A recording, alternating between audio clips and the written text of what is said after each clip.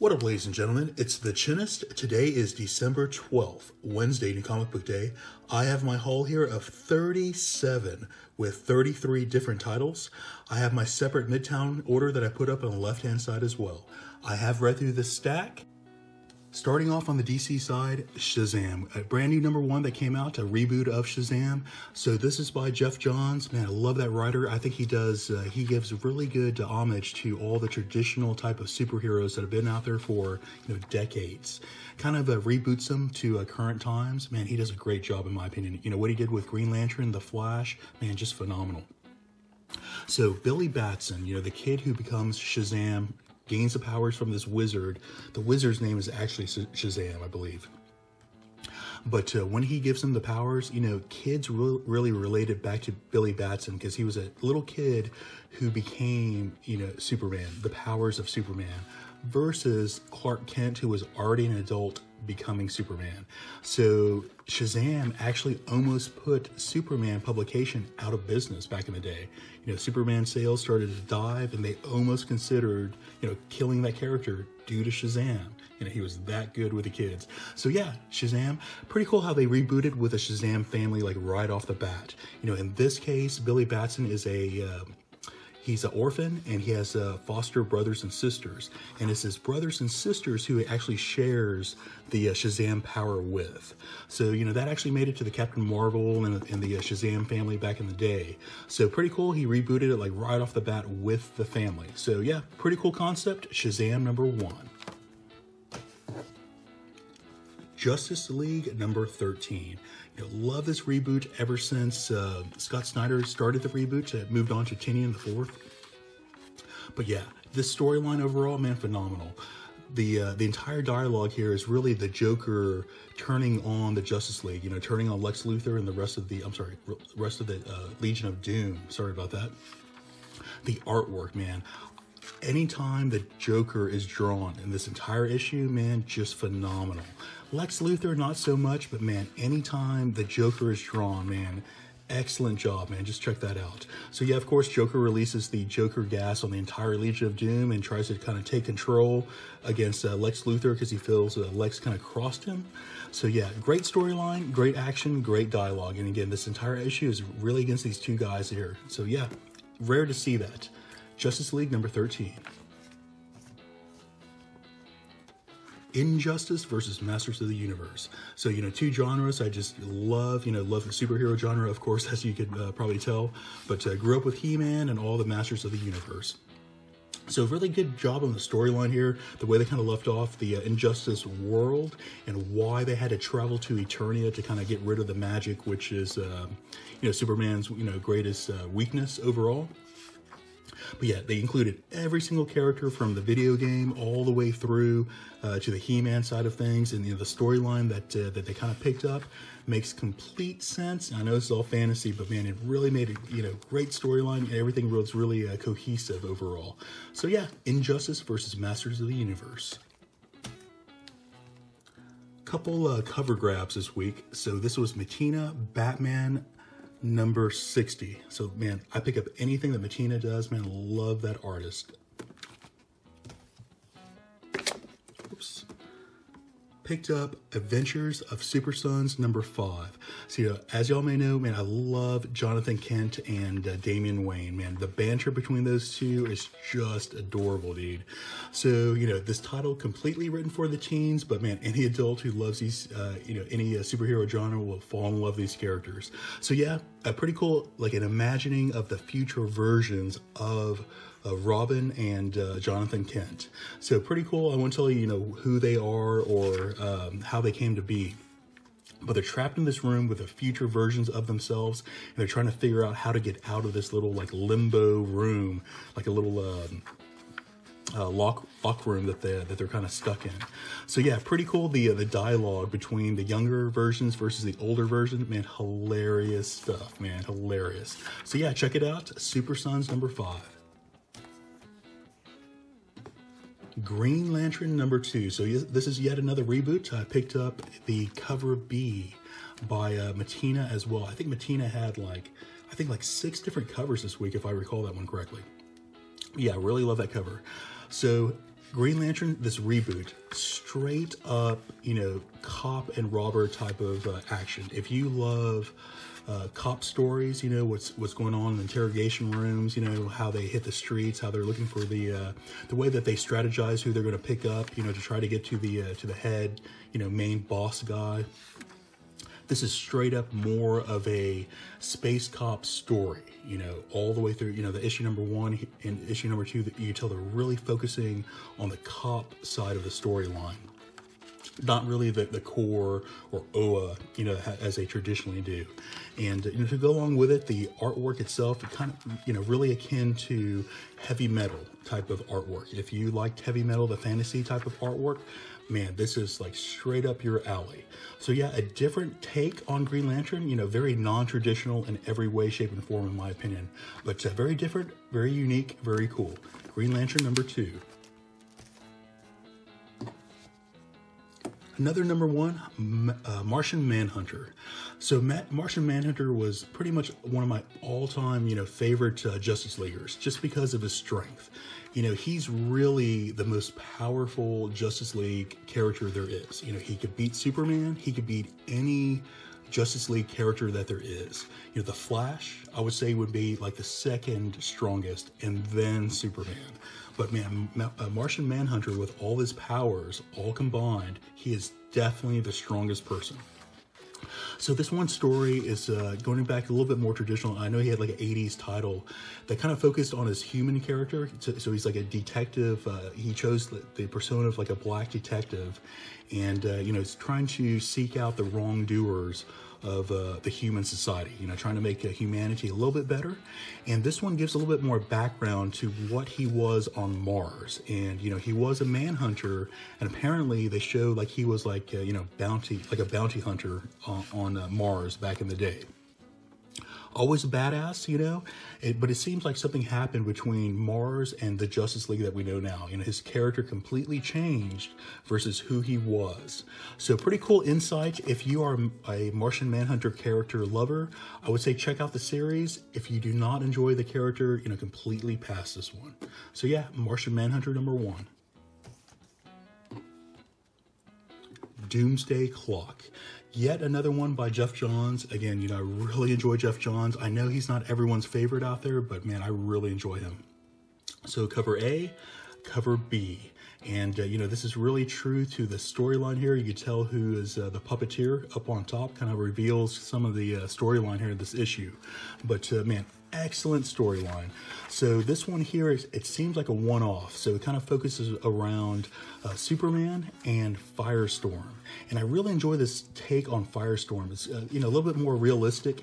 You can see him struggling a lot more with his duel, you know, hearing the professor in his head.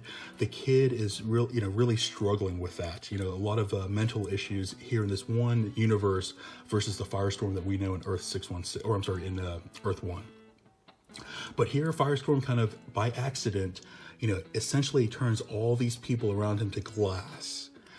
There's like a big scheme to where the government feels that the U.S. government is attacking the Russian government by use of these metahumans, which is the overall storyline. It's, you know, these metahumans being used as like nuclear bombs in a sense. You know, which government is stockpiling them? And it seems that the U.S. government has all the superheroes for some reason, and, you know, other nations are trying to figure this thing out. So yeah, kind of like a metahuman sub-story plot along this Doomsday storyline. But yeah, really enjoy it, man. I won't tell you what happens with the people that Firestorm turned to glass, but really enjoy the storyline. You know, it seemed like a one-off storyline, but you see at the very end how it's kind of all pulled together.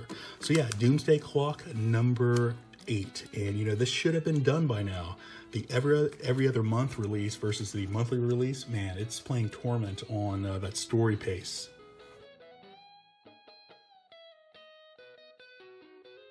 A cover grab for the Immortal Hulk, experiencing the Green Door. So they kind of released the Green Door in that last issue, and here they're still dealing with it. Don't want to give away the storyline. I'm not reading this one, you know, in its entirety, kind of thumbing through, see what's going on, but really more of a cover grab for me. So yeah, Immortal Hulk number 10. X-Men Exterminated number 1. So this one kind of took me by surprise. I wasn't really sure what the storyline was, like where it played out in Uncanny X-Men versus the, tying up the X-Men Blue storyline that they have going on right now. So come to find out, this one tells you that this takes place before Uncanny X-Men #1. You know, why they can't release these titles in sequential order, I have no clue. You know, could they have not have put this out a month before? I'm not sure. So overall, this is kind of two stories paying homage to Cable, who is now dead. The future Cable was killed by the younger Cable, and this is kind of homage to that older character, you know, who he was to his daughter and who he was to the X-Men. So two short stories. You know, I really feel the artwork was completely subpar. I mean, I'm talking maybe like a 1.25 out of 5. I'm not sure why this took so long. I know it was not for the artwork, because this had to have been rushed through, you know, for sure. But yeah, this was completely passable in every way, shape, and form. You know, even if you're a Cable lover, I would say pass on this one issue. So yeah, the Exterminated #1. I think my other X-Men title for this week, Uncanny X-Men, they went to a weekly release up to issue number 10. So this one kind of deals, they introduced who was kind of behind the Jamie Madrox's multiple man issue.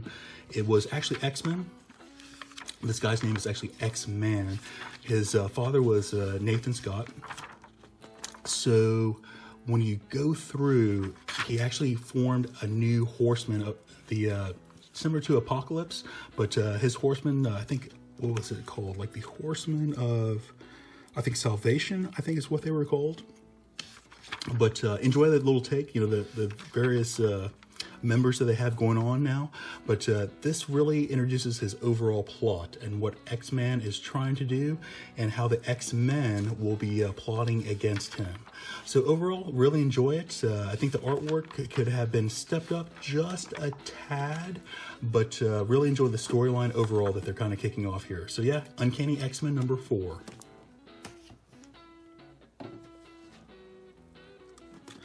One of the amalgam type of storylines, Infinity Warps #2. This one, you know, showcases a few of the new characters, you know, once again. So this one kind of focusing on Kamala Kang, which is Kamala Khan and Kang the Conqueror kind of merged together. And this was an okay storyline. You know, the artwork was pretty decent. You know, some people feel it's cartoony. I have no issue with a cartoony type of artwork. The other storyline was the Power Pack merged with the Punisher. You know, so, you know, this would never ever happen. You know, kind of a little funny because they were always like a little cutesy type of, you know, fun team. And here they are just like, you know, dark and badass, you know, kind of like more like a Damian Wayne Robin, you know. But yeah, pretty funny. Okay, you know, if you're looking to collect like all the various characters, you know, go ahead and collect it. You know, these are kind of passable to me, in my opinion. You know, a little bit subpar in the storylines overall, but if you're looking to get like all the new characters, you know, by all means, you know, feel free to pick them up. Star Wars #58. You know, again, as I said, if you're a Star Wars lover, you know, I highly suggest for y'all to go pick up these and trade. You know, check them out because, man, these storylines are phenomenal in my opinion. So this one kind of continues. You know, they're on this little moon. Han, Leia, and Luke are kind of trapped on this moon. They can't get off because the spaceships are, I think they crash landed, or there's no access to any of their spaceships to get off. So they're kind of dealing with the culture, seeing how these people live. And Luke is actually getting a little bit more training from one of the main guys here on the planet, who has weapons who are able to combat lightsabers. So, giving Luke a little bit of lightsaber training. Along the way, Luke finds out that this girl's grandmother was also a Jedi. So a little bit more insight to the Jedi ways, you know, going back to Luke, who's still, you know, complete Jedi Padawan, you know, so to speak. So yeah, Star Wars #57. Venom #9, Mr. Donny Cates, man. Love Donny Cates, and I'm not the only one out there at this point in time. But yeah, Venom, you know, as I said in the past, I was never a Venom fan. Man, this one title like changed everything for me. Love the artwork, especially to go along with this one. So yeah, this one kind of deals a little bit more with Eddie Brock and his father. So his father is really the new main proponent in this new story arc that's being introduced here.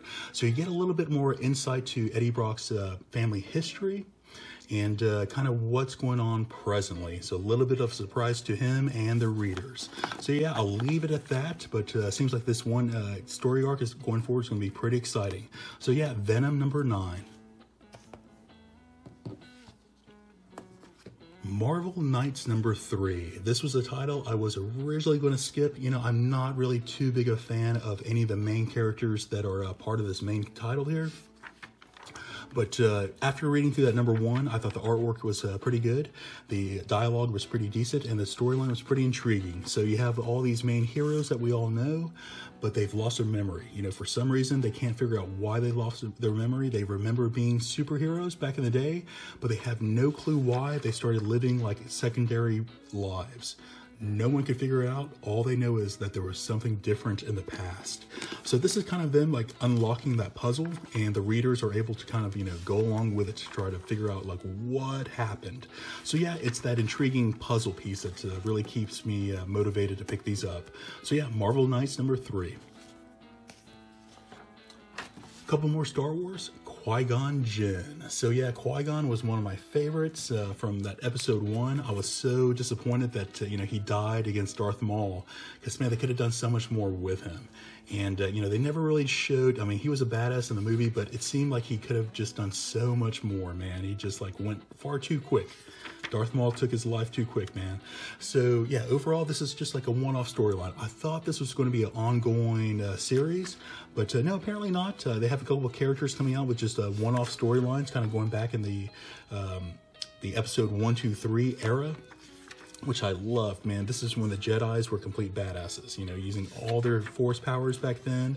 You know, they were all military based, you know, because of the war. Man, it was awesome back then. But, you know, I think Disney felt that it was diluted, so they completely got away from it for years, man, while they focused on the new movies, and they went back towards episode 4, 5, 6 concentration. But, yeah, happy to see the Age of Republic back in full force again. Qui-Gon Jinn number 1. Picked up a few incentive variants. So picked up this Immortal Hulk. This is going for about $25 on Midtown. Of course, anywhere at my both my LCS, they offer any incentive variants for cover price. So picked up this one for $5, and same with this Namor. So this was the Marckl, I believe. Let me double check that. Yep, Marckl. And again, this was going for $25 as well. I was going to bag and board both of them, but after going through the Immortal Hulk, I actually wanted to go through and show you all the artwork, man. I was pretty surprised by the artwork in here. The storyline, pretty intriguing. So in here, it's like a mystery. You have Bruce Banner going around and trying to figure out who killed Doctor Strange, who's his friend, you know, of course. So this entire issue, it continues into the next one, but really like a murder mystery. But the artwork really blew me away. So this one kind of went towards the current time, a really dark, detailed, dark type of tone to it. But at times you would have like a side-by-side, like original Jack Kirby. And I make the assumption that these panels came from like the Incredible Hulk number 1, which I never read through, but pretty cool to see, you know, like, I think he's remembering things in the past while things are happening presently very, very similar to the past. So I thought that was pretty interesting, man. I would pick this one issue up just for that. However, I felt that Namor was completely skippable, which is why I bagged and boarded that one. But yeah, happy to pick up 2 incentives for cover price. Be very careful with that one. All right, moving on to Image. So Image actually had, or I'm sorry, the indies had my top 3 to 5 reads for this week. Prodigy, this is a brand new number 1. This may have been either my number 1 or number 2 read for this week, to tell you the truth. I was going to skip on this issue. It was after I knew this was about like the smartest man on Earth. That's all I knew about. I was going to skip it. I picked it up just to look through the interior artwork, and the interior artwork, man, that blew me away. So I would give this interior artwork maybe like a 4.25 to 4.5. So I picked it up for the artwork. After I started reading the storyline, oh man, I am totally hooked. I will be subscribing to this issue subscribing to this title for sure. So again, the smartest starts out with the smartest kid on Earth. He explains that he really got beat up by these bullies because he was the best polo player, even though he was like half their age. Due to him being half their age and being such a badass, they beat him up. He has like a photographic memory. He could study, analyze anything. So he sits there that night and watches Bruce Lee and Jackie Chan movies. So the next day he goes in and he just destroys these bullies simply by analyzing Kung Fu movies. That's how intelligent that this little kid is. So he goes on, he quickly grows up. They kind of go through a certain other feats that he's done, multiple chess games, solving government issues. He runs multi-billion companies all over the world. It sounds like he has offices and companies in every single country possible. And at the very end, you'll see what the storyline to go forward is. But man, I felt this was very, very intriguing. This blew me away. I did not think this issue would be as good. Again, I was going to pass on it. I picked it up just for the artwork, but the storyline, phenomenal. So guys, I highly suggest for y'all to go pick this one up. Prodigy #1 Image by Marckl. And Marckl, as y'all also know, signed that deal with Netflix. So I have not heard if this title is going to become a Netflix show or not, but obviously the potential is there.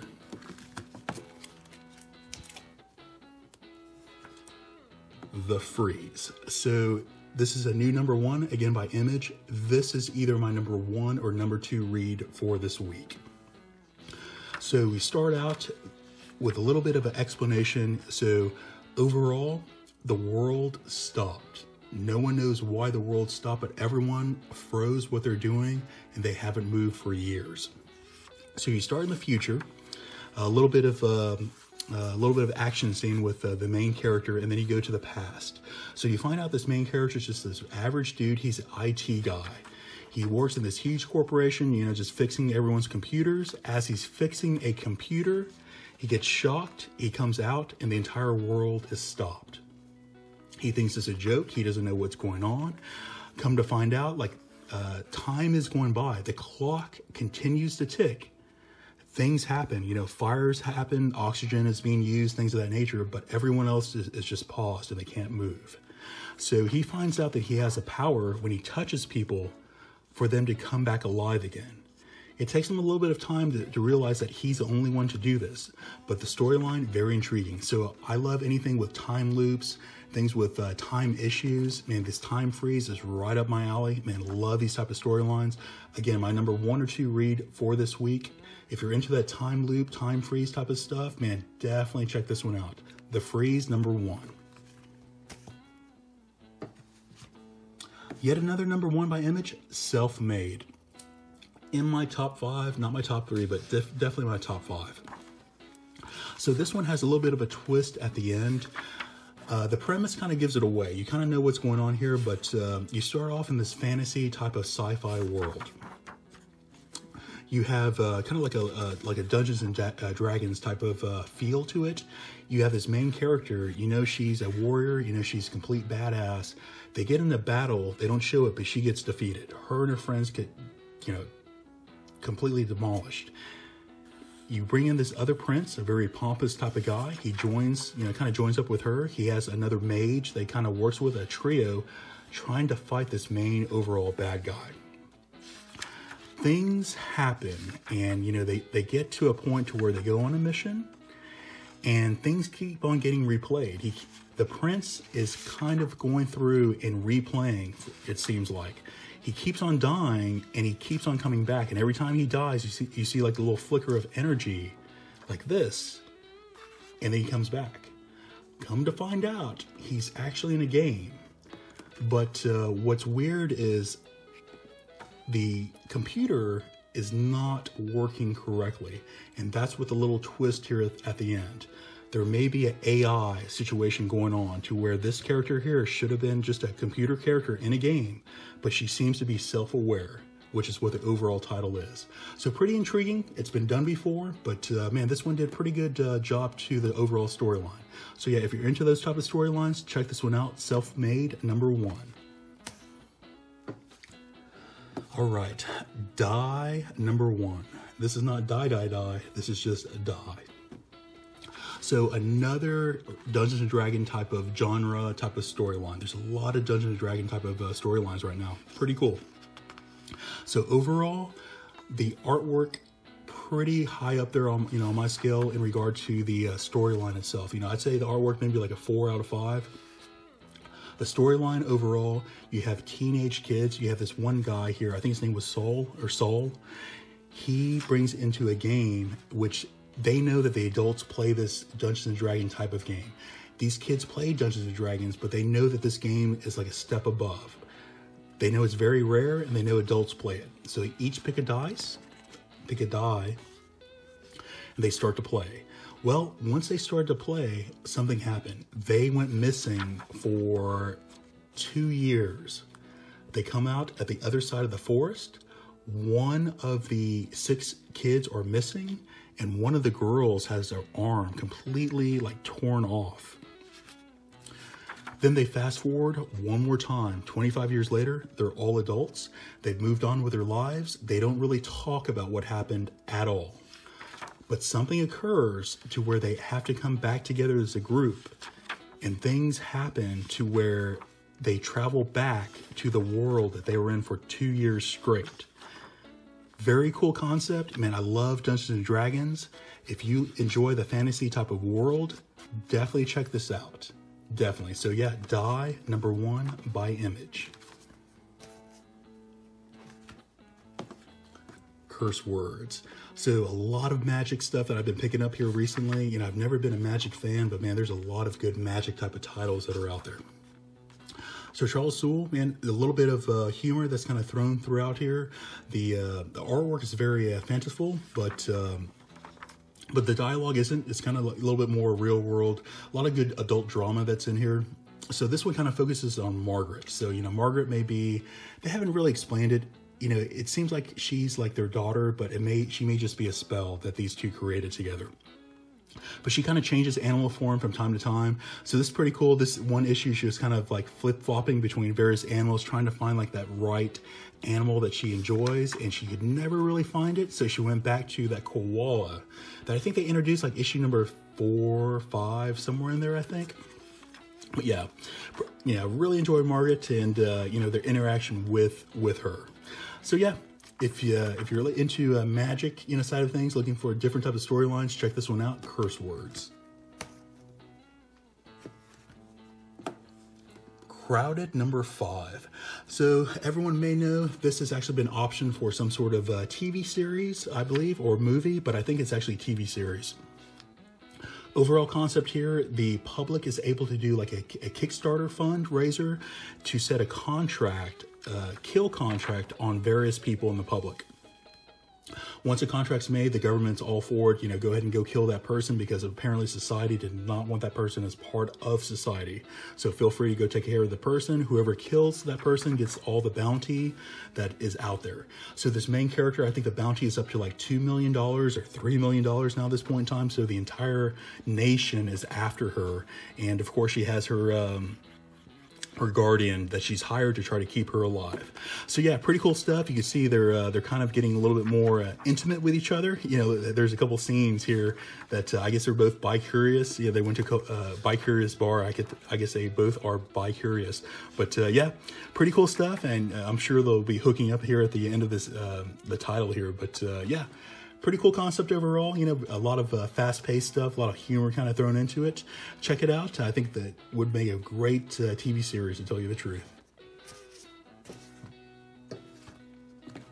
Errand Boys. This is #3. This is kind of okay. This is kind of like on the fence for me to drop it here. So overall, this is kind of like a real like zany, fun type of space adventure type of storylines that kind of occur here. You have the not the bounty hunter, but more of a like a Han Solo type of person, kind of delivering things, running errands, errand jobs, things of that nature. Has his stepbrother who he's trying to take care of, and he's just getting his stepbrother into all these weird type of situations that the older brother gets into. So it's just them kind of like living life, so to speak, just kind of getting into all types of situations as time goes by. So yeah, if you're into those zany type of space adventures, check this one out. I may be dropping it, even though I enjoy it. I may be dropping it. So yeah, Errand Boys number 3. Got one from Aftershock, Dark Arc. Love Cullen Bunn. Man, he does a lot of great horror stories.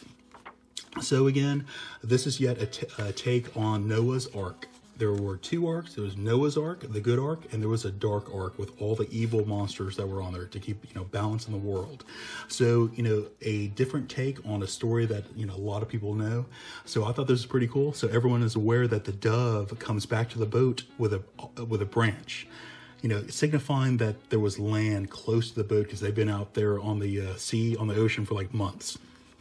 So in this story, the dove gets torn apart by the evil monsters who are able to fly. So I thought that was pretty cool. Was not expecting that. Thought it was pretty funny. But here, this one issue, they finally hit land, and once they hit land, they may have discovered like an ancient force who is evil, even more evil than the evil boat themselves. So yeah, pretty cool concept, like introducing even more evil monsters on top of the evil monsters. So yeah, Dark Arc number 12.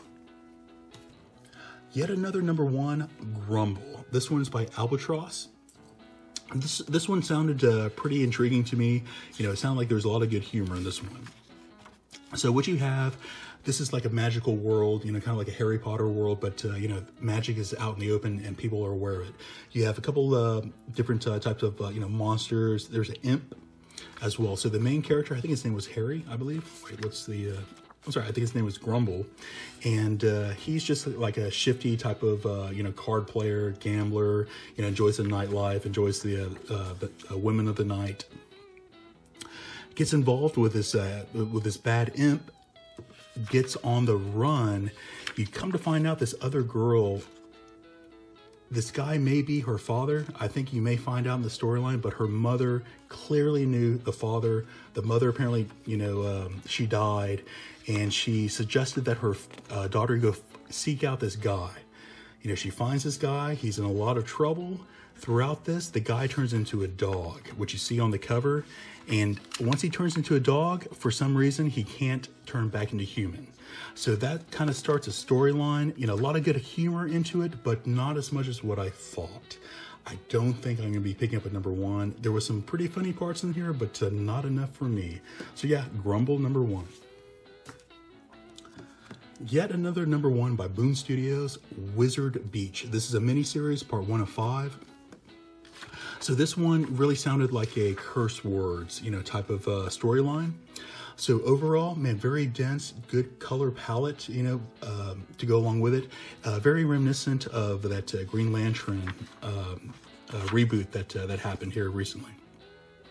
So you have a character, so this world, this magical world here, and this is Earth, and again, Earth has magic all over it here in this one realm. But you have good fighting the evil, and it's been going on, forever.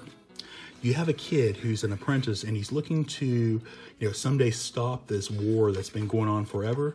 So in order to do that, he wants to go seek out his other uncle, who apparently is a wizard who has a lot of great power. Maybe he could learn something to stop this war.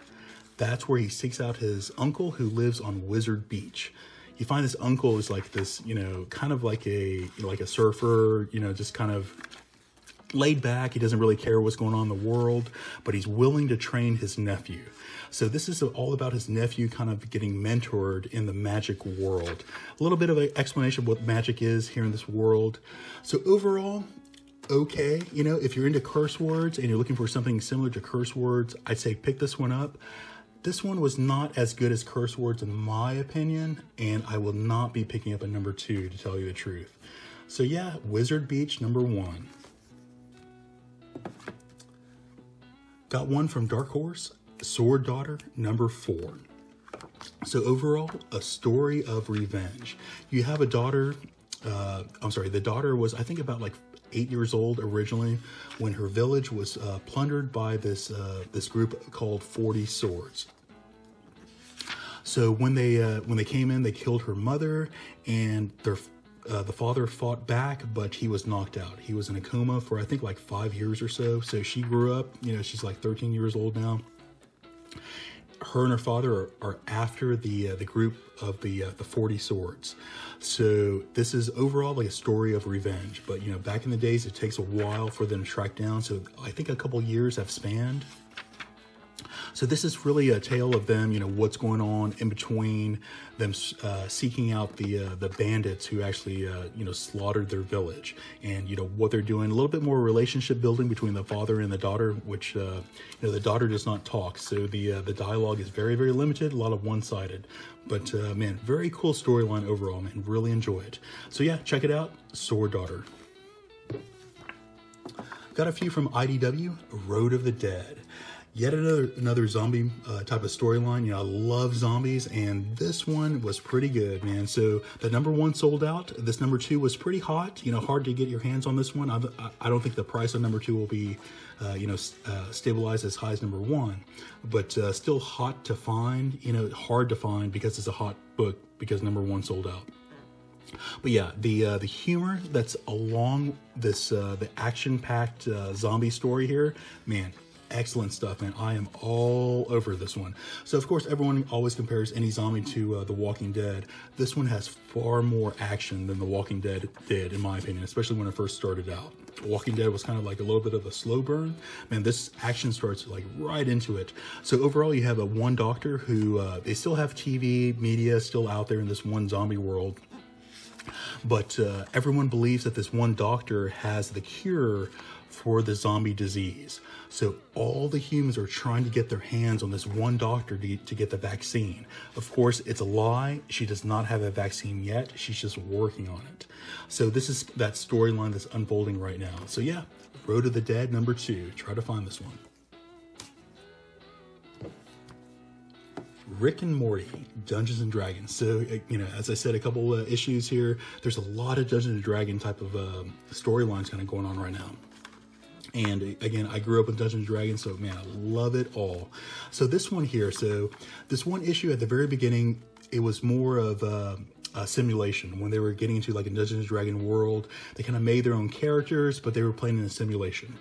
They've done that a few issues, so now they've decided to actually go to a Dungeons & Dragons world, like an actual realm to where it's more realistic. They're going to choose characters again and kind of play through it, but in a realistic world. So along here you have the Dungeon Master. So I don't know how many of y'all actually watched the cartoon Dungeons and Dragons, but this was a character called Dungeon Master who was actually part of the cartoon. So man, very cool. A lot of very reminiscent, a lot of nostalgic type of strings being pulled here as I read through this. So yeah, love Dungeons and Dragons, love Rick and Morty. Great merge of the two. Rick and Morty, Dungeons and Dragons #3. Got one from Red 5 Comics, Riptide #4. So this is #4 of 4. This has been optioned for a movie. So Riptide #1 all the way through has been super hot, man, hard to find anywhere. Red 5 is still a smaller publisher. Not a lot of LCSs are picking them up. So man, super hard to find. They were all going for at least $10 or more. So I have one more coming in through Midtown, I believe. So I'll have 2 copies of this one. So I have yet to read any of these. I wanted to kind of get them all and read them all together at one point in time. So yeah, Riptide #4. One more for y'all. This is Scout Comics, The Source #2. This may have been my most favorite read of the week. So all my top 5 reads were all indies this week. So the Source #1 was super hot, man, and I was really surprised that it was, to tell you the truth. I love the storyline, but those magic storylines are not always popular. So I was really surprised that #1 really sold out. But man, due to the storyline, I feel it was worth it. So again, you have the main character who's kind of, he's fumbling his way. You come to find out that he was, he has a family history of magic that he was completely unaware of. So he's kind of like Luke Skywalker in a way. He has abilities, but they're untapped and unlocked. Along the way, he runs into this older Asian guy. Come to find out, this Asian guy is actually Merlin from the Knights of the Round Table Merlin. And he explains that his name is Merlin because Mer means man and Lin means across the sea. So he was man across the sea from China, and the name Merlin stuck. So I thought that was pretty cool. So this clearly goes back to the land of Camelot. And so things will start to unfold. You come to find out that Merlin is, of course, thousands of years old, and he was fighting a good-evil battle. He was fighting with the good side against the evil, but he apparently ran away. So there's a big history with him, which he's explaining to the kid, and he's basically Yoda, trying to teach him magic, and this is how the world of magic works. Love this storyline overall so far, and I'm happy that this sold out and everyone's getting exposed to these good magic stories. But yeah, The Source number 2, The Source number 1 second print came out today as well. If y'all could find that, definitely pick it up. I could not find Rag's second print number 1 or The Source second print number 1. I got them both by Midtown though. So yeah, guys, that's going to be it for this week's brand new haul. Should you enjoy what you see here, please like and subscribe. Talk to you later.